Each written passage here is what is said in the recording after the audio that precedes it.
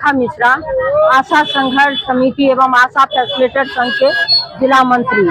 हम लोग इसलिए आज प्रदर्शन पे उतरे हुए हैं कि बिहार सरकार के द्वारा जो भी पारितोषिक या प्रोत्साहन राशि हम लोग की है वो हमें टाइम पे नहीं दे रहे हैं। 11 महीना से आशा फैसिलिटेटर संघ का लंबित मांग है, तो ये मांग नहीं दिया जा रहा है। बार बार इनको कहने के बाद में कुछ ब्लॉक में 5-6 महीना का दिया गया है और बाकी राशि बकाया है।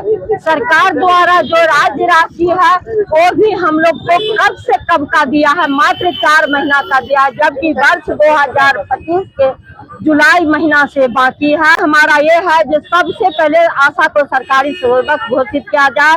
जब तक सरकारी सेवक घोषित नहीं किया गया है तो न्यूनतम वैधानिक मजदूरी 26,000 जो रुपया है वो दिया जाए और हम लोग को 65 साल नौकरी की दिया जाए।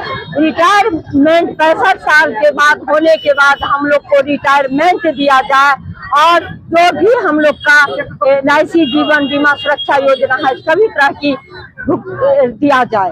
ये हमारी सरकार से मांग है और हमारी ये मांग है कि हमारी लंबित जो मानदेय प्रोत्साहन राशि है वो हमें समय दिया जाए। मेरा नाम रमन प्रसाद सिंह है। मैं बिहार राज्य कृषि कर्मचारी महासंघ के जिला मंत्री हूँ।